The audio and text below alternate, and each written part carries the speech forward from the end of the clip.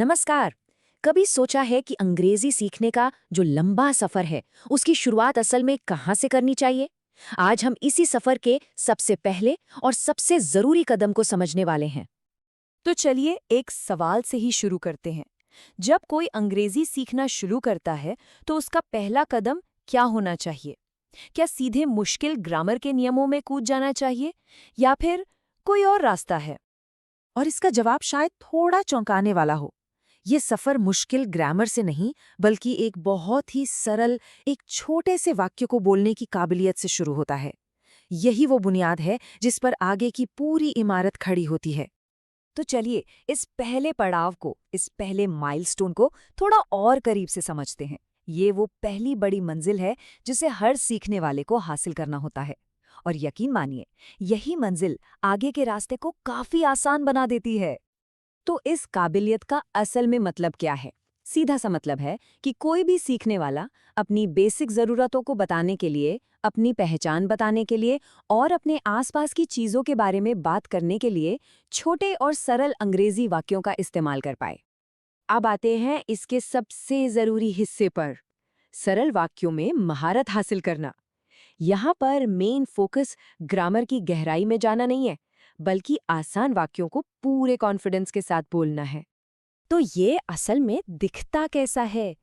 जरा सोचिए, एक लर्नर बहुत ही आसान फ्रेजेस बना सकता है, अपना और दूसरों का परिचय दे सकता है, पर्सनल जानकारी के बारे में सवाल जवाब कर सकता है, अपनी ज़रूरतें और पसंद नापसंद बता सकता है, और यहाँ तक कि अपने आसपास की चीज़ों के बारे में भी बात कर सकता है।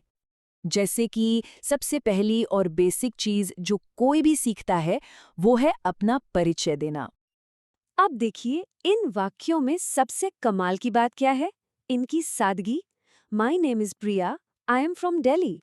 ये छोटे वाक्य हैं, लेकिन कितने असरदार तरीके से बातचीत कर रहे हैं। यही इस शुरुआती लेवल की असली ताकत है।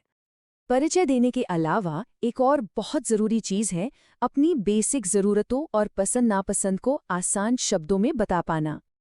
जैसे कि I am hungry, I like apples या इट इज़ हॉट। सोचिए ज़रा, ये छोटे छोटे वाक्य रोज़मर्रा की ज़िंदगी में कितने काम आते हैं और सीखने वाले को असल बातचीत करने का आत्मविश्वास देते हैं। लेकिन बात सिर्फ बोलने तक ही खत्म नहीं होती। बोलने के स्किल को मजबूत बनाने के लिए भाषा के दूसरे पहलू भी साथ साथ चलते हैं। वो एक सपोर्ट सिस्टम की तरह काम करते हैं।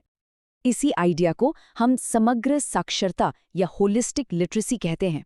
मतलब बोलना, सुनना, पढ़ना और लिखना, ये चारों स्किल्स एक दूसरे को सपोर्ट करते हैं और सीखने की पूरी प्रोसेस को और भी मजबूत बनाते हैं।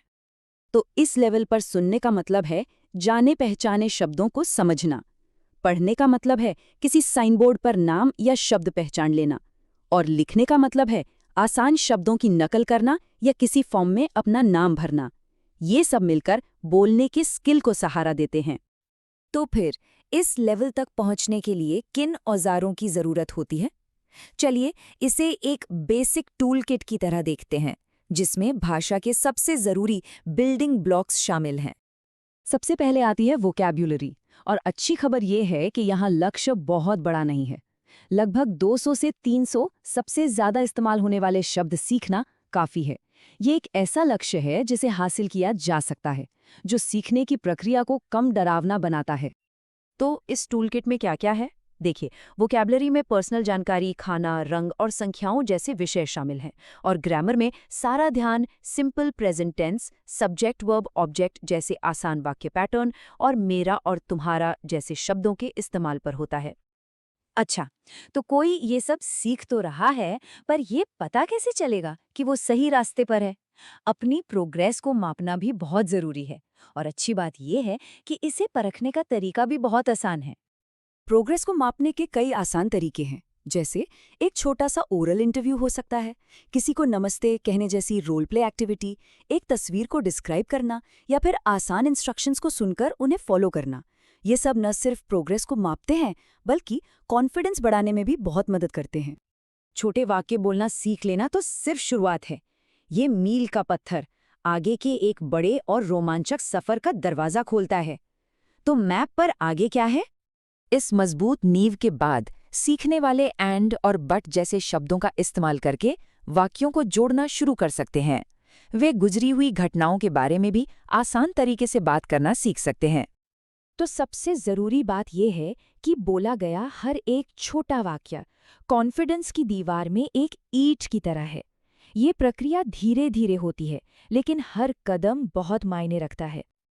और आखिर में एक सवाल, जब ये बेसिक शब्द और वाक्य आपकी टूल किट का हिस्सा बन जाएं, तो वे कौन सी नई यात्राओं और नए मौकों के दरवाजे खोलेंगे? असली सफर तो यहीं से शुरू होता है।